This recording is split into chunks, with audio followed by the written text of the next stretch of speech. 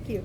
Um, yeah, I was going to say, I needed a show of hands of how many of you are students, how many of you are faculty, and so on, but I think I went around the room, and it seems like there are no political scientists or economists here, few.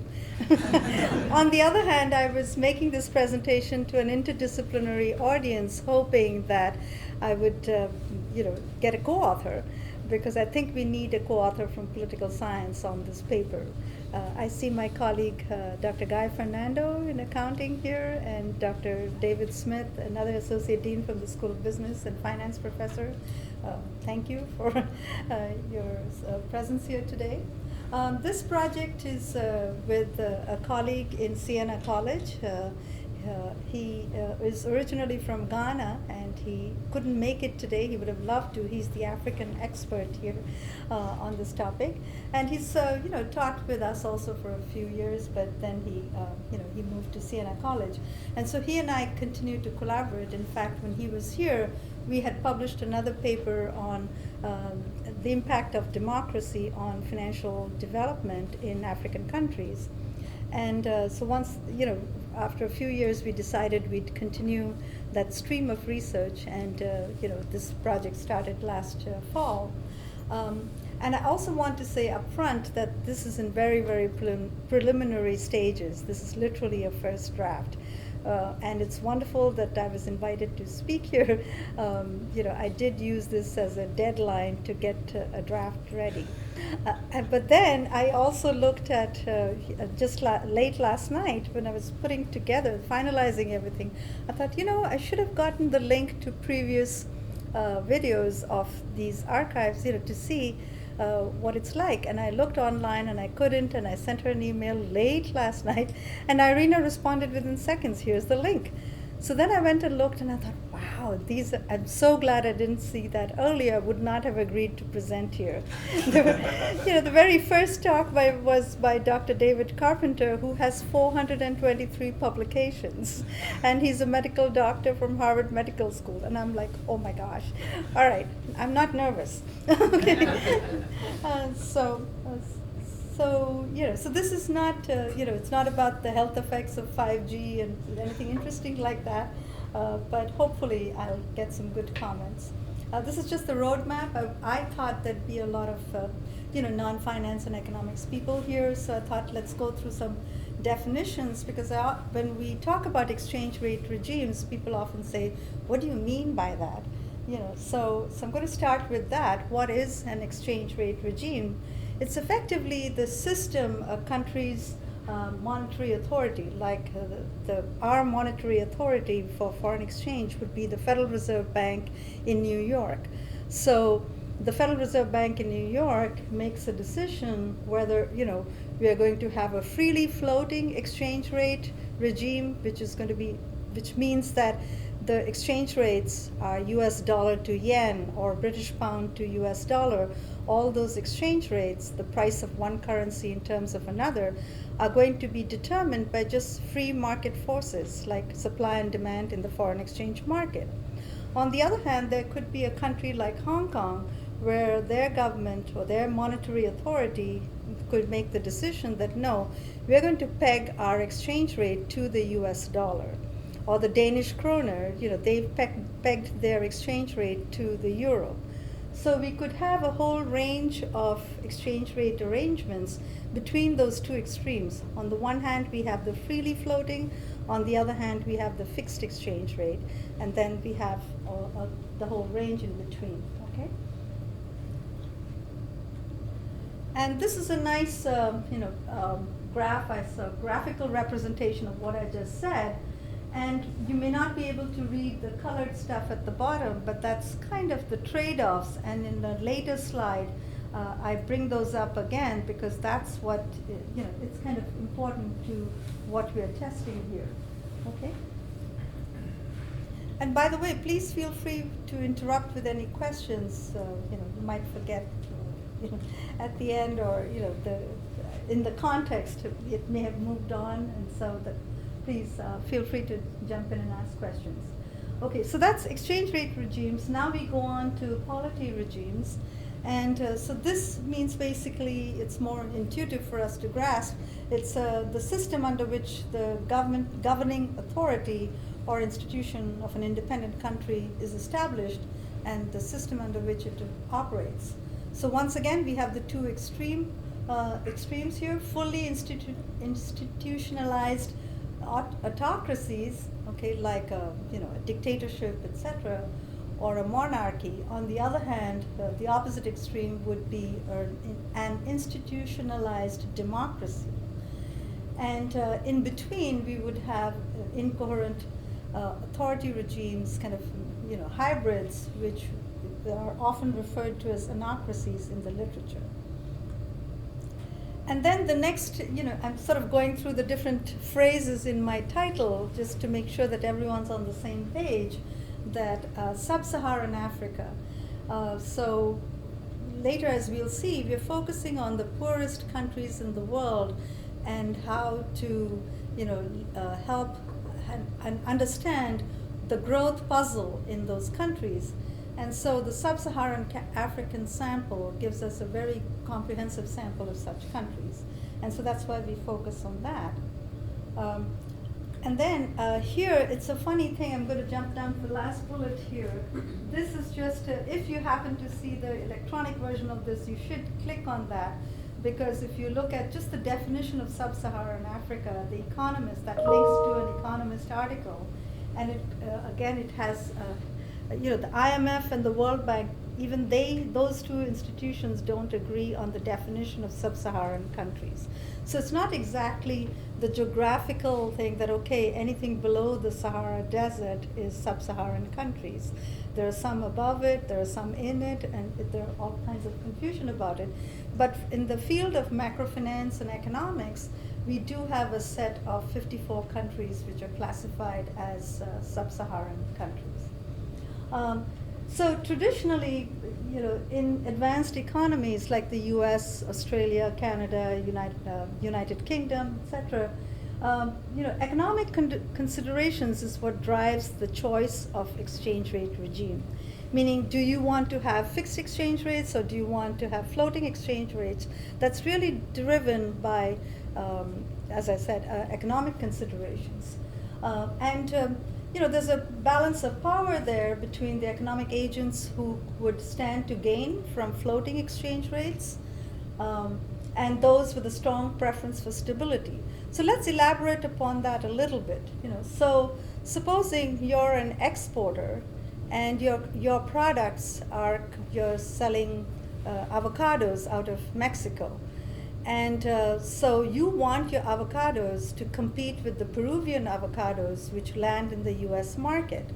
And so the more the Mexican peso depreciates against the US dollar compared to the Peruvian dollar versus US dollar, so the Mexican avocados become more competitive to the US buyers.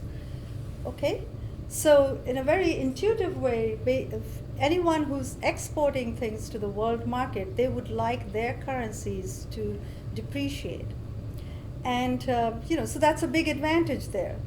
And what's the disadvantage? Well, things could go wrong. It might not always depreciate when you want it to, and so on. And also, those who are importing things which are priced in US dollars or euros, they would get hurt, right?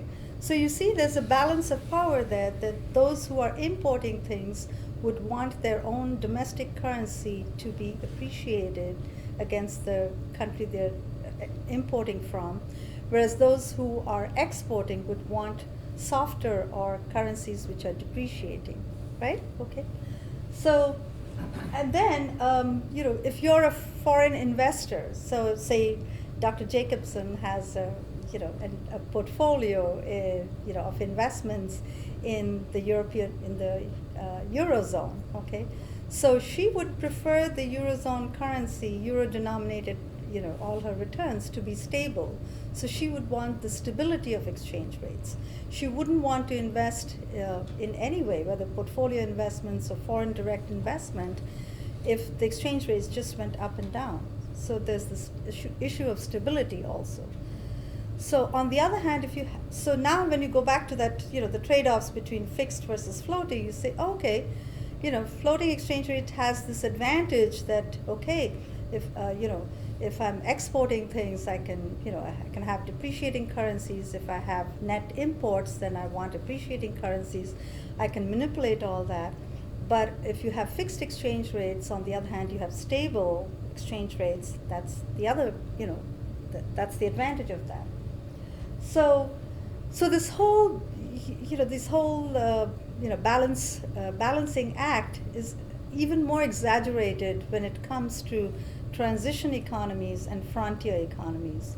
That's a kind of on the edge of emerging markets. Again, in macrofinance, we say, okay, advanced countries, developed countries, the G20, the group of 20 advanced countries, and then we have, the developing countries, then we have less developed countries, and emerging economies. They're all different categorizations.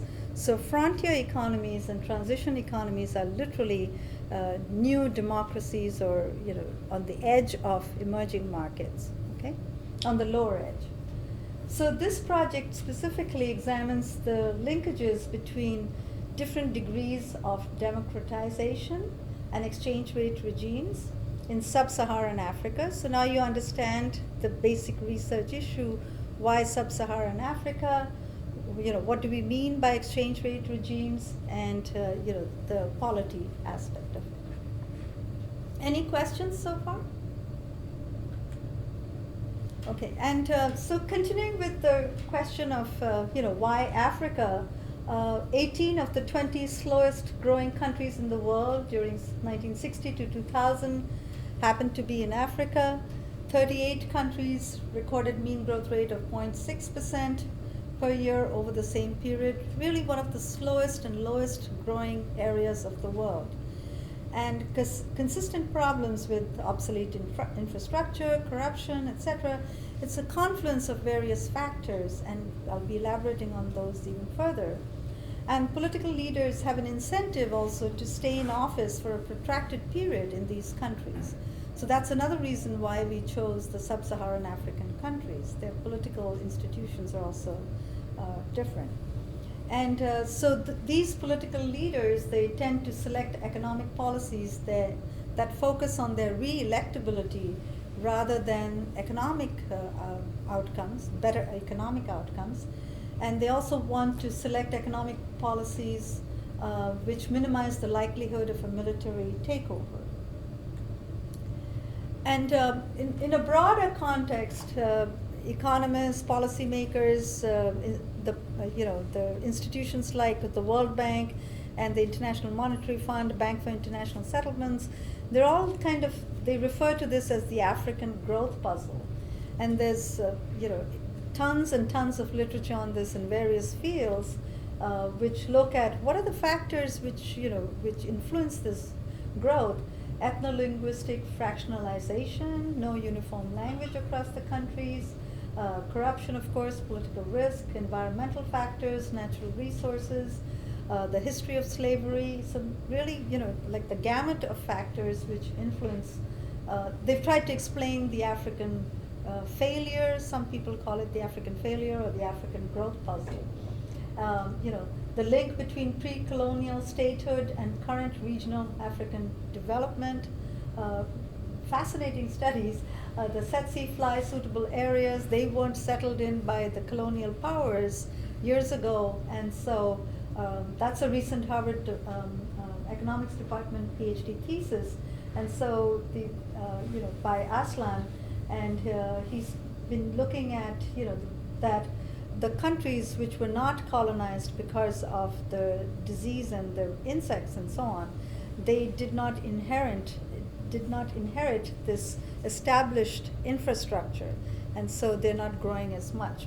Having grown up in India, I know that much as we resented the presence of the British Raj, but on the other hand, we inherited a fabulous system, the railway system, the postal system, the public school system, and so on. And so a solid foundation was made. We can't deny that. Okay.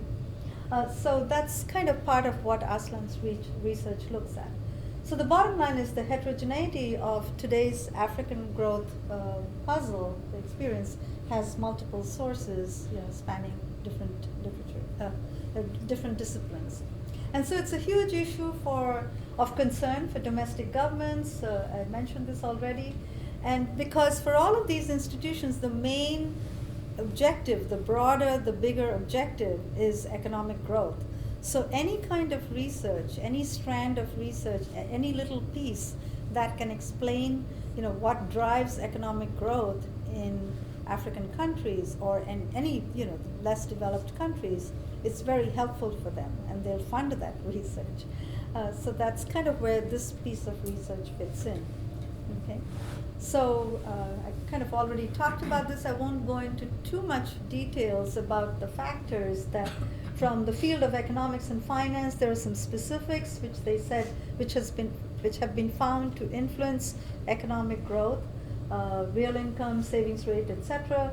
And then we come to the cluster of trade-related exchange rate regimes being one of them, foreign direct investment, and then financial development, stock market performance, liquidity size, all of those. So previous research has shown that all of these factors drive economic growth, including exchange rate regime. And this I've already talked about, so I'm not going to go through this, belabor this point here. So if exchange rate regimes drive growth, then we wanted to examine, so what influences exchange rate regimes? And that's where the political economy of it comes in, okay? We found that the direction of causality could be reversed. It could be a two-way effect, but we'll get to that later on in a, as I said, this is preliminary. We haven't kind of thought about how to model that yet. So for now, we're just focusing on the nature of the influence of democratization on exchange rate regime choice for these sub-Saharan African countries, with that ultimate objective of the discipline in mind. Okay, and I think I already talked about this, that for advanced economies, the primary economic considerations are unemployment, inflation, output growth. That's what Japan would take into consideration. That's what Switzerland would take into consideration. All of the advanced economies. But less developed countries, by LDC I mean less developed countries and new democracies, we find that there's a whole branch of literature that finds that electoral considerations, they dominate. And so when we talk about electoral democracy, it brings with it a minimum legal infrastructure, which here in the United States, we take that for granted. Property rights, honoring contracts and so on. But in some of these less developed countries, we cannot take it for granted. That's an issue, the political risk as we call it. So, but we find that, if they're introducing democracy, then it's a good sign. It kind of goes along with some kind of a legal infrastructure, attempting to protect property and investor rights and contract enforcement. And the political system under a democracy also introduces a system of checks and balances. I'm smiling because we hope, okay? Certain openness and competitiveness.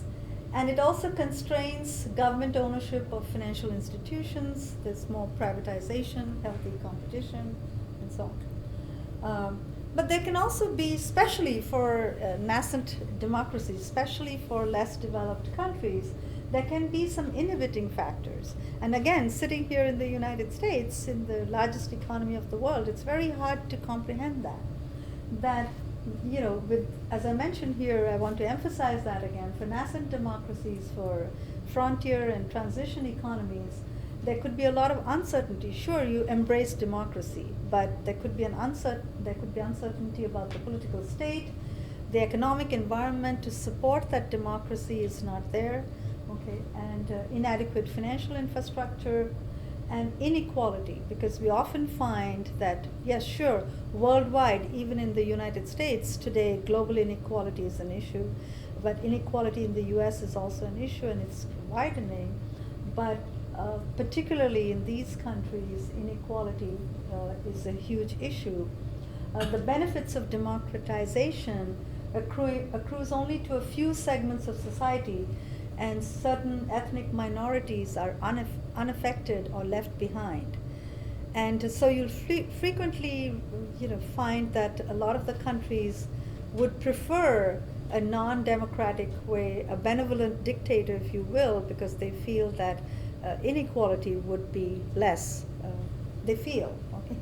It hasn't been proved yet.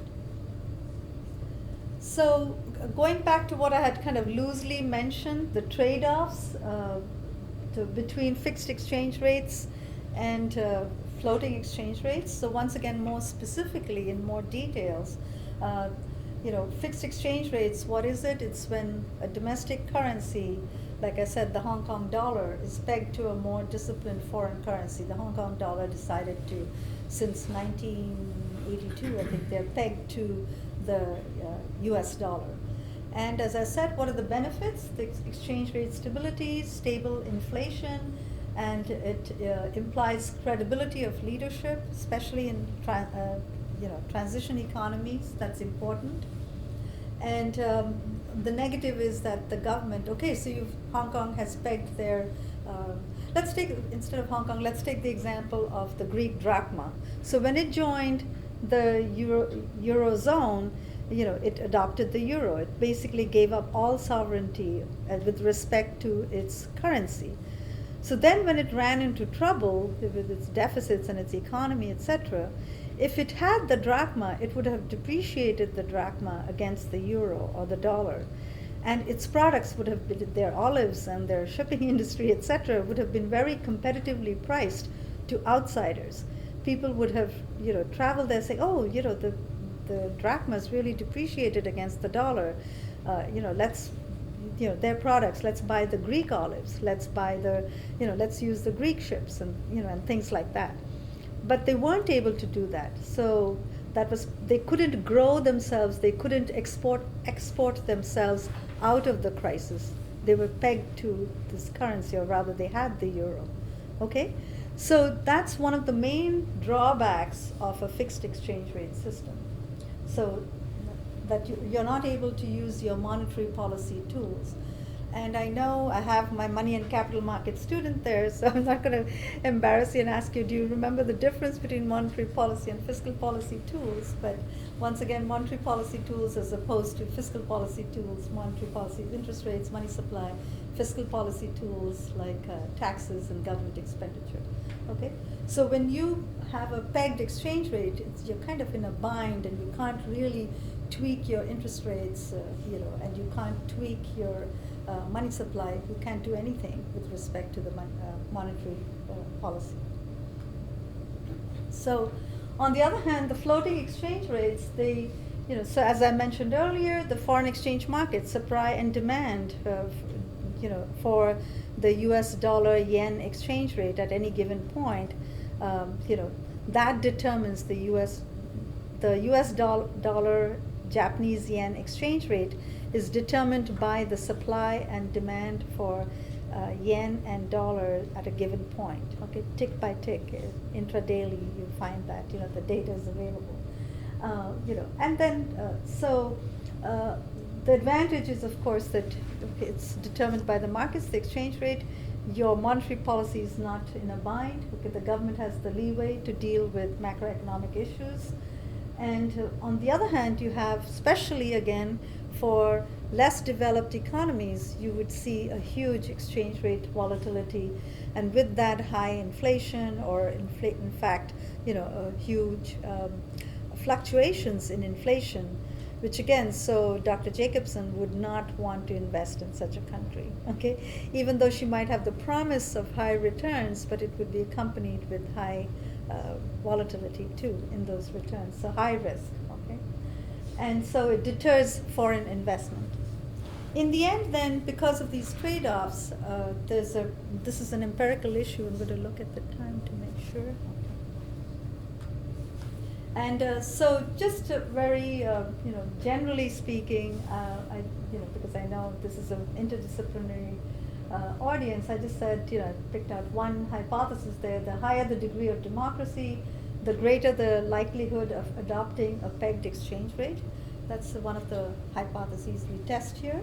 And then the databases we use, and I'll talk about that in a second, it allows us to look at 3 specific components of the electoral process. So not just democracy in general, but also within democracy, polity as they call it, openness of the country's executive recruitment, the electoral competition, and I'll define these in a second, and the separation of power in the country's political economy.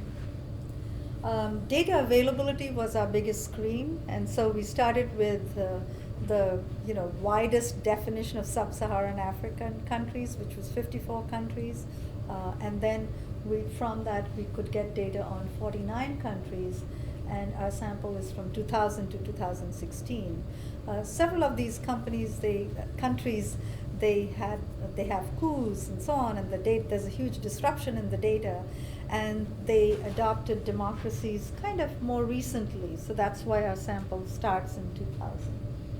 Our data sources are world development indicators. These are publicly available data sources from different schools.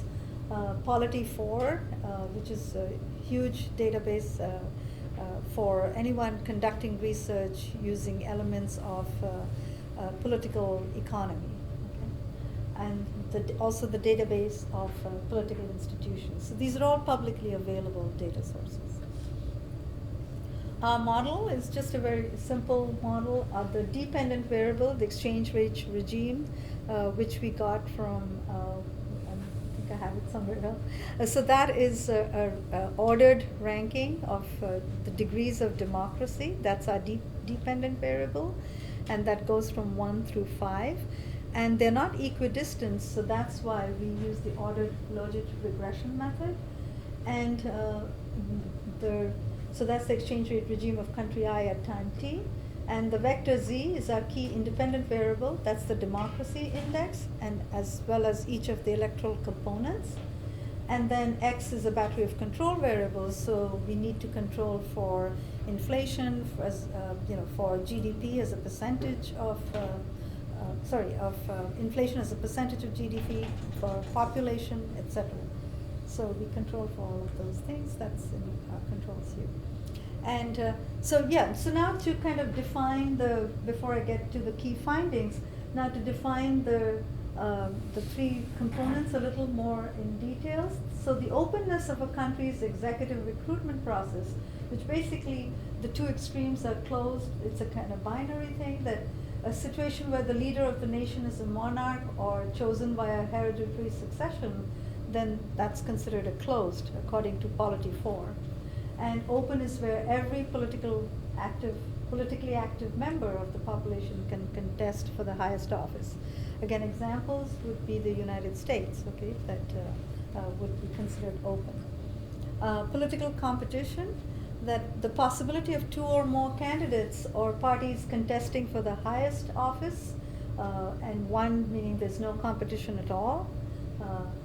The others have been assassinated, the competitors, or just been done away with in very mysterious processes.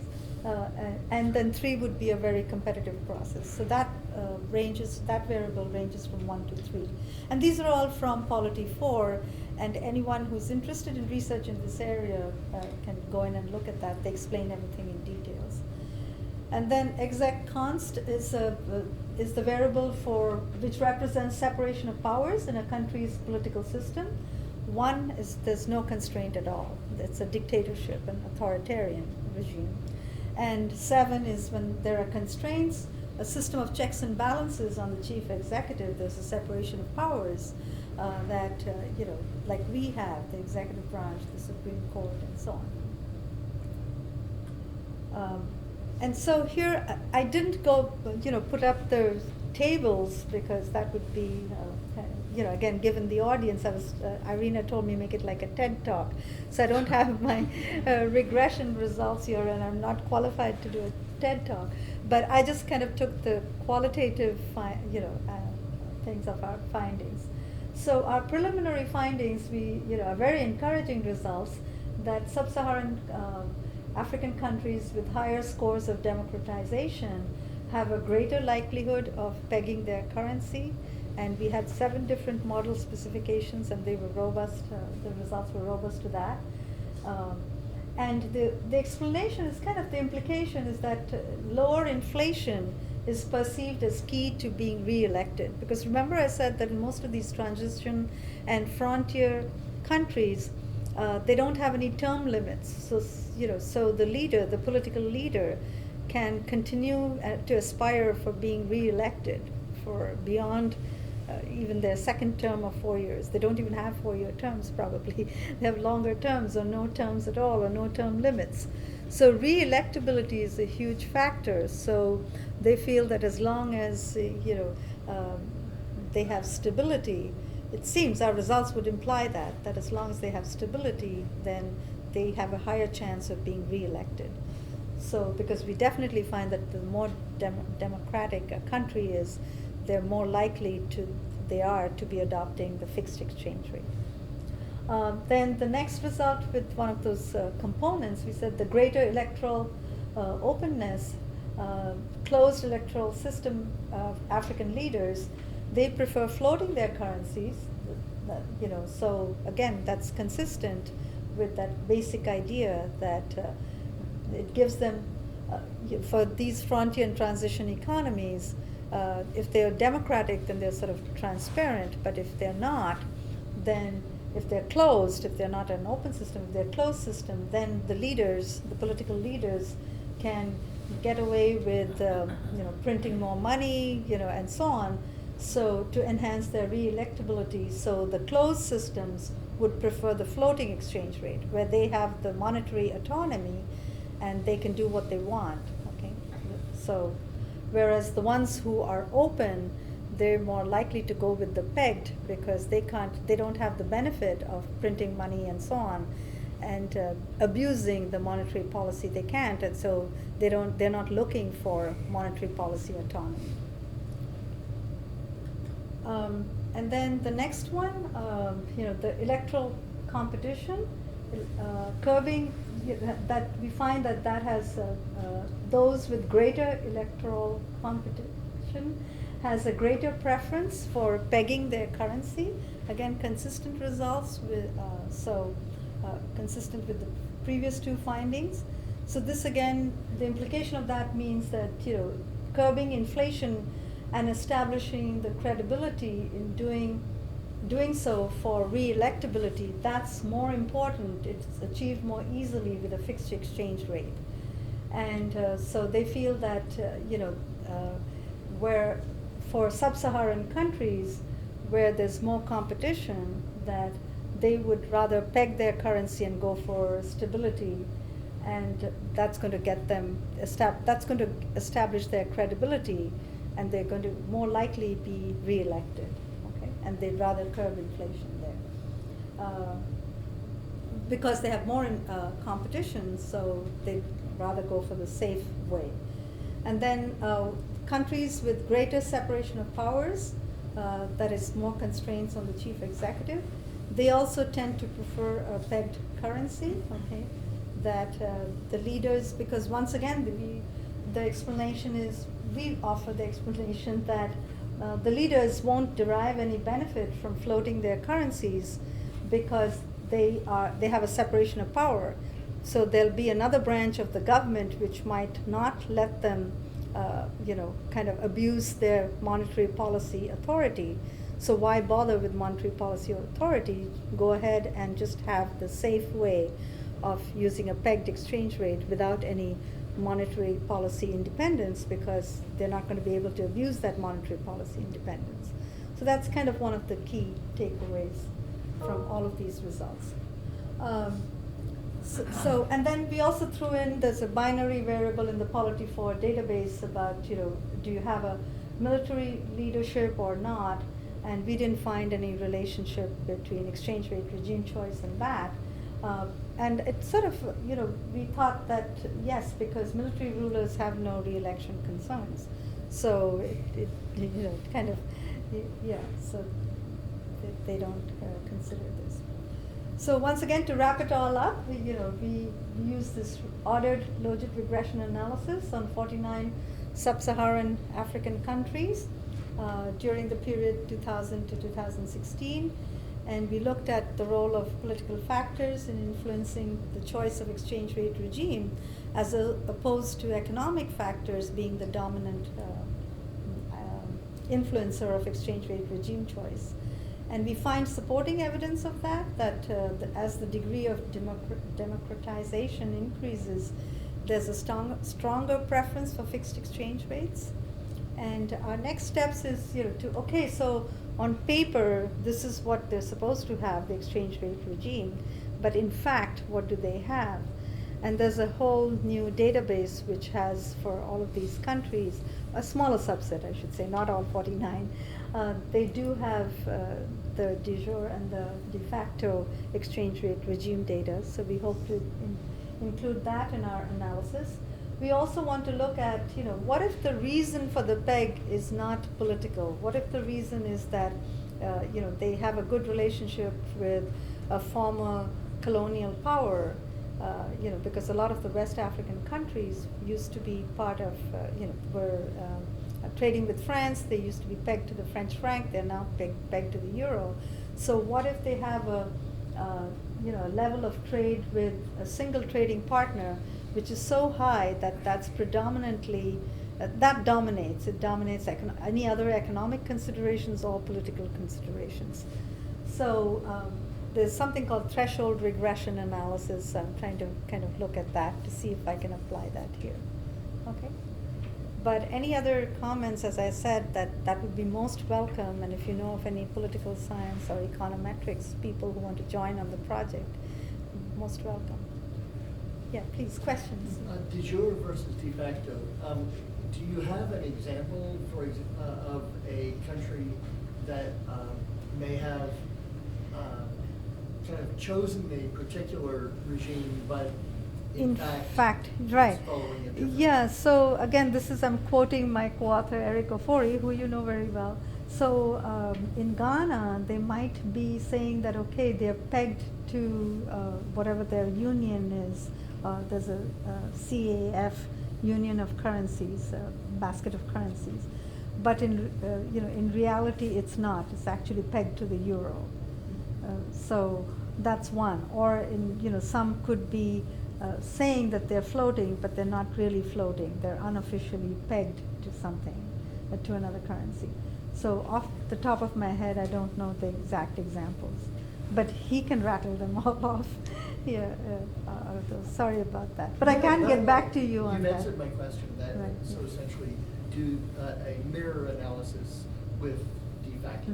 Right. Yeah. That okay. On paper, this is would our results be robust to that classification also? And that's also kind of standard in the literature. Yeah. But I can get you the list. Yeah. Okay. Yeah, Guy. Is there a reason to start the database at year 2000? Yes, as I mentioned very briefly in passing, that most of these countries, they had coups and whatnots, and the data was very patchy. Sorry, am I too close? I kind of got excited. Yeah, the data was very patchy, and so yeah, so there's a lot of missing data and so on. So the most uniform data period, data availability is really a huge problem with any research on African countries.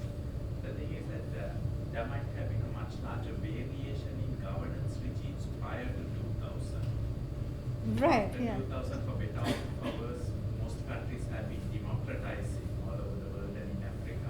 Right. Prior Yeah. to that, there were lots of 1990, yes, definitely. If you look, you're absolutely right. If you look worldwide, especially Eastern European countries and so on, if you look at the Polity database, they have a huge blip in 1990. That is worldwide. That's a turning point. Okay, but for Africa, somehow that's a little different. It's 2000, and you're right. We would have found more variations, but there's no data available. Like I said, there were. I have the numbers in the paper, like some three. I can tell you real quick the number of coups, because that Yeah, 169 coup attempts took place in Africa between 1950 and 2010 out of 457 coup episodes worldwide during that period. And so, things kind of became a little stable, and likewise the data became available after that. So that's why. Any other questions? Yeah, Irene? I was thinking as I was listening, I'm from Ukraine, which Mhm. is part of the former Soviet Union.